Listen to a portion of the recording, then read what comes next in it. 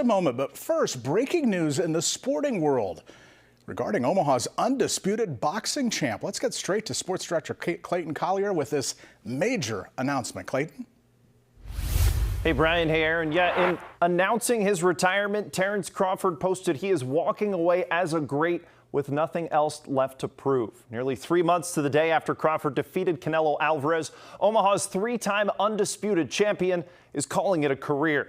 After that victory over Alvarez, many wondered if this would be his final match. And after facing and conquering every challenger in his path, Bud finishes his career 42-0 and among the all-time boxing greats.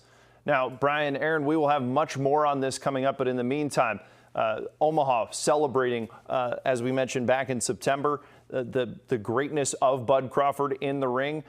Sure, there'll be a lot more of that coming up.